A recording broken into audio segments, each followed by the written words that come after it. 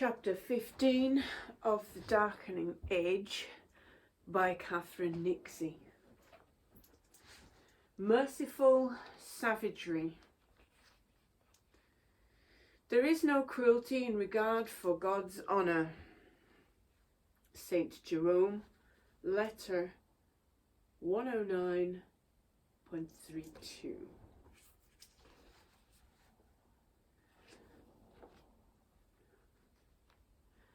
It had all seemed so simple. Render unto Caesar what is Caesar's. Render unto God what is God's. As the 4th century drew to its close and the 5th century opened, caveats were added, complications brought to bear. What, asked some of the most powerful preachers, if God and Caesar both laid claim to the same thing? Well, said the great thinkers of the first Christian century, in that case God took precedence. As Augustine put it, if God's law diverged from Roman law, then heavenly city and its inhabitants were compelled to dissent and to become obnoxious to those who think differently. Everything, man, law, even bureaucracy, was now to give way to God, or rather to his church. And if this meant some sticky moments on earth, then so be it, for, argued another aggressive Christian cleric, the greatest wrong that one could do was not to disobey the law, but to disobey God. It is better to be deprived of empire than to become guilty of impiety. One of those who policed the law of God most fiercely of all was the infamous Egyptian monk, now Saint Chanute. One night, at the turn of the 5th century, some hours after the blazing desert sun had set, there was a small bustle of activity outside Chanute's monastery in Egypt. Usually, at this time, all would be quiet, and the hundreds of monks behind the walls of the White Monastery would be asleep, enjoying the brief liturgical respite between final prayers and the knocking of the wooden bell that roused them from their beds just before dawn. But if you had been standing outside the White Monastery on this particular night, you might have seen something unusual. Suddenly, in the stillness, there was a movement. The door of the monastic gatehouse opened and a group of monks appeared. They moved briskly away, the gate closed again behind them, shutting in the remaining monks and shutting out the demonic world. The small group moved away from the monastery on down towards the river. Look closely and you would have seen that there were 8 of them. Look closer still and your eye would almost certainly have been caught by one of them. Gaunt from constant fasting, his skin seemed to cling too closely to his bones. His deep-socketed eyes were as dark and sunken as holes in a stone wall. It was said that he did not sleep all night until daybreak, and only then for a moment. When he was awake, people said he wept constantly, tears as sweet as honey falling from his eyes, turning them black with his holy sorrow. This was Chanute. One should not, however, mistake weeping for weakness. Chanute might weep for the sins of the earth, but he walked with the angels and smote demons. This was a man who, it was said, conferred with John the Baptist, spoke with Jesus Christ, and had personally wrestled demons to the ground. Chanute was a man to respect and a man to fear. Under his charismatic leadership, male and female monks flocked in vast numbers to join the monastery, the 3 communities swelling its numbers into hundreds. perhaps even thousands. Once in his care, these men and women faced stringent discipline. Beatings were administered to those who strayed from the monastery's numerous rules. A nun who stealthily took things received 20 blows of the rod. Another who ran after a sister in friendship and with fleshly desire received 15. More pain was added by the humiliating method in which such beatings were delivered. Elder nuns held their errant sister down while a monk beat the soles of her feet. On this particular night, the gaze of Chanut's black, tear-washed eyes was not directed at those within his monastery, but at a man outside it. In the stillness of the desert dark, Chanut and his 7 fellow monks hurried towards the Nile and crossed it. Later it was said that they had not needed any boat or sailor for this crossing. Divine providence alone had carried them miraculously to the other bank. Whatever the conveyance, once they reached the other side, they moved on once again towards the city of Panopolis. If any locals had seen the dark-robed group as they moved through the darkness, they might well have felt the stirrings of fear. Monks, anonymous, rootless, untraceable, were able to commit atrocities with near impunity. Our angels, some Christians called them. Rubbish, said non-Christians. They were not angels but ignorant, boorish thugs. Men in appearance only, who led the lives of swine and openly did and allowed countless unspeakable crimes. As the author Eunapius wrote with sardonic distaste, in those days every man who wore a black robe and consented to behave in unseemly fashion in public possessed the power of a tyrant to such a pitch of virtue that the human race advanced. Even a wholeheartedly Christian emperor mutedly observed that monks commit many crimes. And on that night these monks were about to commit another. Chanut's target was not, this time, one of his monks, but one of the wicked, godless pagans. In sermon after furious sermon, Chanut had turned his famously fierce prose on these people. Their hearts were the nests of the spirits of wickedness. If disturbed, then these evil people would spit out poison. The Bible, Chanut told his congregants, said that those who set up pagan images should be killed. As he put it in one particularly vigorous sermon, God wished his emperor to remove the abominations from his presence. The emperors, Chanut thundered, had declared that the entire earth must be cleansed of perversions. No stone was to be left on top of any other stone of any pagan temple, not one in the entire earth. But on that particular night, Chanut and his 7 companions would start small. They would start with the house of one single man, a local named Gessius. It was still pitch dark when the monks arrived outside the entrance to Gessius's house. Gessius, to give him his full grand Roman name, Flavius alias Gessius, was a Roman citizen, a prominent landowner, and a former governor, as Pliny had been. Gessius was an enviable member of the empire's tiny elite ruling class. He was also, on that night, a marked man. For this Gessius, uncowed by Chanut's blustering, had committed several unpardonable crimes. On one occasion he had been overheard bluntly declaring that Jesus was not divine. On another, he had gone into a recently ruined pagan temple and, despite the laws forbidding it, had made a sacrificial offering by scattering roses. This was not only a crime, it was perhaps, more importantly, an insupportable snub to the area's most powerful Christian, Chanut. And so, On that dark night, Canute was going to make Gessius pay.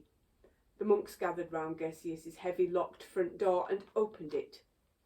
If that seemed a rather simple gloss on what must have been a complicated, or at the very least physically demanding procedure, then that is because Canute said afterwards that it was simple. The monks, he said, did not open the front door, God did. Canute and his monks entered the dark house, which Canute later explained was not merely dim with the darkness of night, but black with the darkness of evil. Despite such logistical difficulties, the monks' progress never wavered, and they moved on, through the atrium, up the stairs into the heart of Gessius's home. Again, if the claim that a band of 8 monks managed not only to break into and enter a locked house, but also to move through its Stygian gloom without rousing anyone or taking a wrong turn seems improbable, then Canute had an explanation for that too. God was guiding them.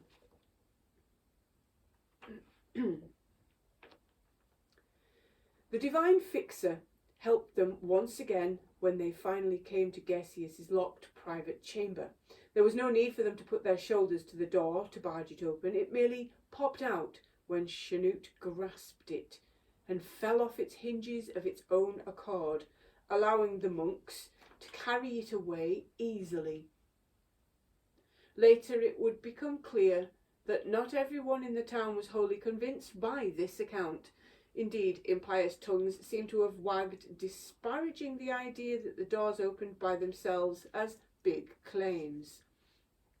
Canute defended himself hotly. We did not say that they opened for us by themselves, he blustered, but rather we opened them as the Lord ordained. A somewhat Jesuitical distinction that may not have gone a long way to reassuring his doubters. Afterwards, Canute would speak of what happened in the next moments inside Gessius's house with revulsion. Being in that room, he said, was like being in a pagan temple once again, back in those dark days before the righteous emperors had ordered them to be laid waste. For as they went through the door, the monks found themselves in a room whose air was heavy with incense, where light of numerous lamps glimmered on countless carved surfaces. They were in a chamber full of heathen idols. Here was a statue of the lecherous patricide Zeus. There was one of Zeus's father, Kronos. There was the deceitful Hecate. The entire room, or so he later claimed, was crowded by lewd and licentious deities. Incense smouldered on small altars, lamps lit by a reverential hand cast flickering light over the faces of the pagan gods, a terrible sight for a devoted Christian monk to behold. But it is hard to imagine that, as the light caught Canute's own hollow-eyed face, there was not the least a small flicker of victory on it, for Canute, an arch self-publicist, would have known well that if this was an awful moment, then it was also a magnificent one. He had caught his enemy in the act of pagan worship. In dim light, the dark figures of monks moved around the room, gathering up the accursed statues before hurrying out of the house, helped once again, of course, by God. In the street outside the house, the deep blue of the Egyptian night must have seemed almost light by comparison. The monks set off back to the river, and standing on the banks of the Nile, they smashed the statues and threw the broken fragments in. The waters swirled, then swallowed the remnants of Gessius's paganism without a trace. A nest of Satan had been emptied. Later, when Canute was criticised for breaking and entering into another man's house, he was utterly intransigent. "There is no crime," he declared, for those who have Christ. The laws of the land may not have mattered to Chanute. The laws of his monastery were, on the other hand, to be obeyed at all times, and there were a lot of them. More than 500 rules circumscribed every aspect of Chanute's monks' lives, from the moment they got up just before dawn to the moment they went to sleep, and everything they did in between. There were rules on what monks wore, what they ate, when they prayed, how they prayed, where they had their hands, when they prayed, how they slept, how they washed, whether or not they shaved, and even where they defecated. As one rule explained, if anyone needs to defecate into a pot or a jar or any other vessel, they shall ask the male eldest. Once inside a monastery, the monk's life was no longer his own. Certainly his property was not. Even clothes had to be given up and left outside so that the monks might obtain equality in all things, and desire might not find a place amongst foolish people. The monastery itself, however, not only desired possessions but categorically demanded them. A condition of entering was that the monk and nun must sign over all of their earthly possessions to the monastery in writing within 3 months of joining. If they did not, then for this too, they would find themselves, in the words of the rules, cursed. The lands of these simple monks naturally began to spread. Soon the monastery grounds took in not just the monks' buildings, but also palm groves, orchards, vegetable gardens, farm animals, fields. The monastery even controlled mines, or attempted to. From the moment of waking, monks in Chanute's monastery were rarely at rest. Their days filled with punishing regime of physical work and prayer. They were, even more rarely, silent, lest their minds wandering onto ungodly paths as they performed the tedious basket weaving that was a monk's lot. They were encouraged to chant constantly prayers or passages of scripture, anything at all, just as the weaving chained hands kept them from sin, so the chanting chained wandering minds. It has been said that the monks at work would have sounded like nothing so much as a swarm of bees in flight. Why did people sign up for such an unappealing life? It is possible that they didn't know the full extent of its austerity when they joined.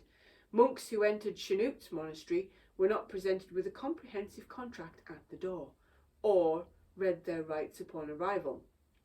Instead, monastic discipline was more of a revealed religion, the full extent of the white monastery laws being only slowly explained to each new entrant.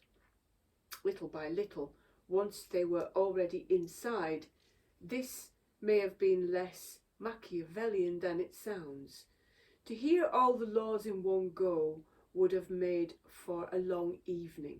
Nevertheless, by the time the monks fully realised the form of their new life, they would now, bereft of their money, their land, and even their own clothes, have been almost powerless to leave it.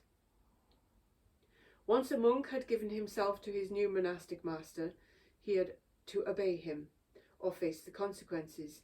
Numerous rules begin with the formulation, "Cursed be."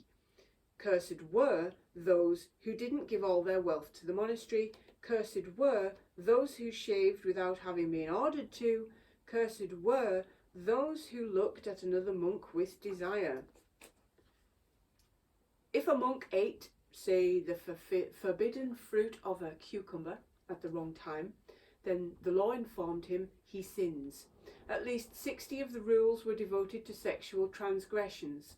Looking desirously at the nakedness of your neighbour while he washed was wrong, as was staring with desirous feeling at your own nakedness. Those who sat close to one's neighbour with a filthy desire in their heart were also cursed. Note the last one, with a filthy desire in their heart. No sin had been committed. The mere intention of sin was now a sin in itself. In Chanut's monastery, even thoughts were policed. Can any hide himself in secret places that I shall not see him? The Lord had asked. The answer from the White Monastery, at least, was a resounding no. At this new generation of hardline Christian preachers constantly reminded their congregations in fierce, hectoring speeches, there was nowhere to hide from the all-seeing eyes of the Lord. Chanut conducted frequent verbal inquiries and physical searches of those in his care. A period of 4 weeks every year was given over to public examination of the monks. During this time, all the monks would gather together and publicly scrutinise our words and deeds.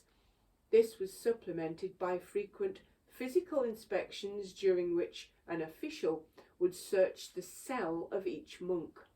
As the monastic rules declared with precision, 12 times per year, once a month, the male eldest shall enter all the houses of the congregation and inspect all the cells within them. Man looks upon your face. God sees into your soul. Chanut looks into your room. It is clear that Chanut's monks were terrified of him. He was determined that the monks behind his walls, hundreds, possibly thousands of them, were to be as one.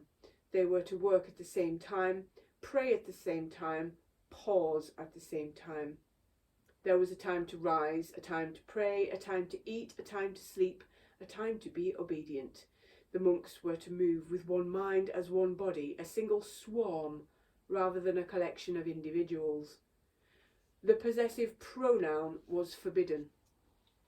One could not say my bread, as all things belong to everyone and to no one. All must obey the clacking of the wooden monastic bell instantly, and woe betide anyone who did not. The bell was sounded twice. The first sounding indicated that the monks should stop whatever they were doing and pause. The second, that they should move on to the next activity. Once, one of Chanut's monks happened to be putting wood in the oven in the monastery's bakery when the first bell went. Obediently, the monk waited, hand in the heat, until the bell sounded again, whereupon he finally removed his ruined hand. It wasn't only monks who felt Chanut's anger. He could vent the righteous wrath of God on anyone who he felt deserved it, including demons. One evening, a bureaucrat was due to inspect the White Monastery, possibly to investigate the terrible disciplinary violence that was rumoured to be inflicted against erring monks.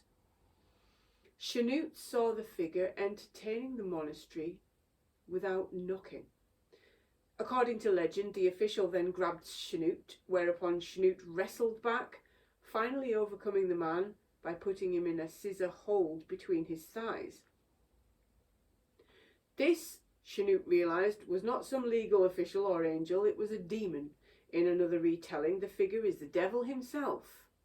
While Chanut's wrestling becomes even more athletic, the anecdote concludes with Chanut's hurling the demon to the ground and putting his foot on his head. Religious intensity was not new.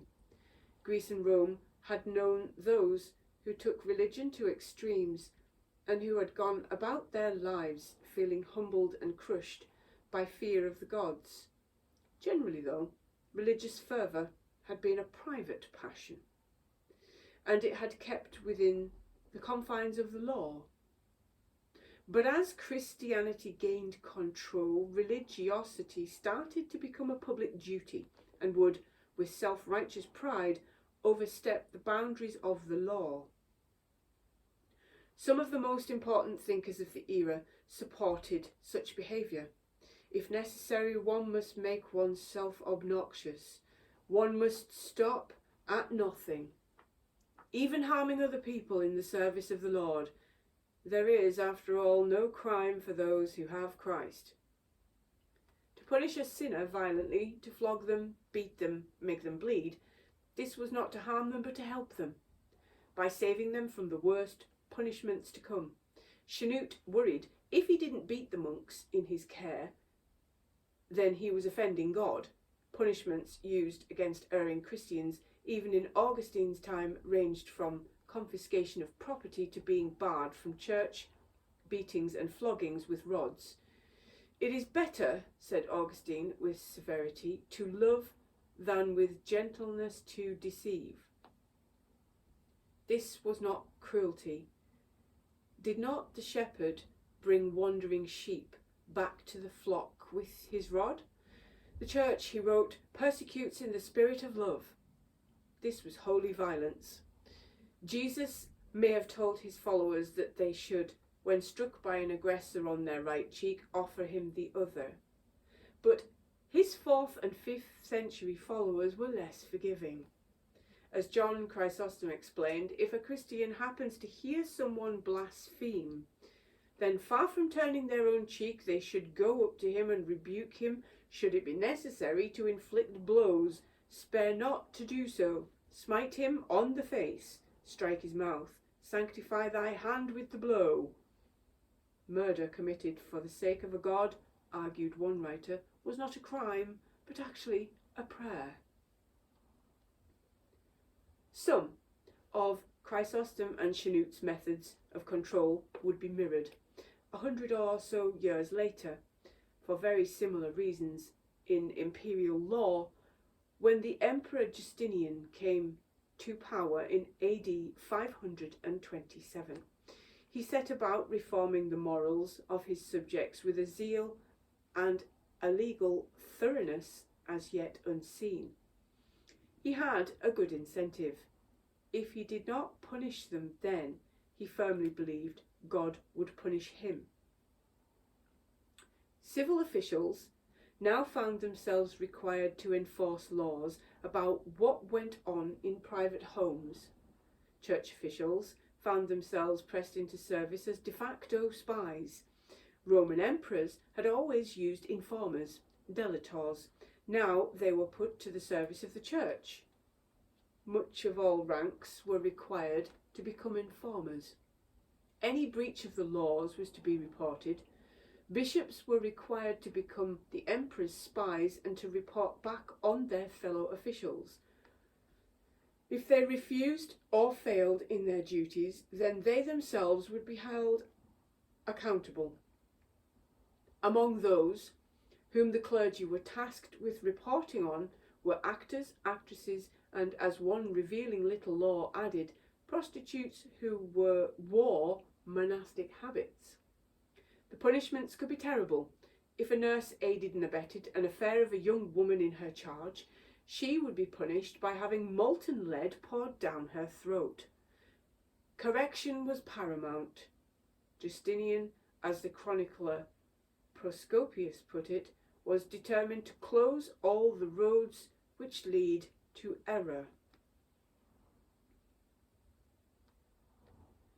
Some of the holy violence alarmed even the church. In North Africa, at the turn of the 5th century, the Circumcellions became notorious not only for their suicides, but for their vicious attacks on those who didn't share their particular Christian beliefs. One bishop was standing next to his altar when suddenly he found himself surrounded and beaten by men with clubs. Then his attackers tore his altar apart, beat him with the remnants, before finally stabbing him in the groin. Another priest found himself dragged from his house, and once the Circumcellions had him outside, they gouged out his eyes. Like the tailor-made tortures that awaited sinners in hell, where blasphemers were strung up by their tongues, there was a ghoulish appositeness to these assaults. Eyes of the erring were gouged out because those who couldn't see the true religion were blind anyway. Another bishop was seized, his hands chopped off, and his tongue, which had preached falsehoods, cut out. The Circumcellions roamed widely, vandalising property, setting light to churches and torching houses. Just when people thought that these warriors, as they had called themselves, could not have got any worse, they invented what Augustine called a new and unspeakable kind of violence, a piece of cruelty deserving of the devil himself. By mixing together caustic lime powder and vinegar, they created a solution strong enough to burn human skin. They took to throwing into the eyes of priests, blinding them. Nowhere was safe. If a traitor, as they called those who didn't share their beliefs, was known to be at home, the Circumcellions would go into their house, drag them out and attack them. The more unexpected the attack, the more glorious the effects.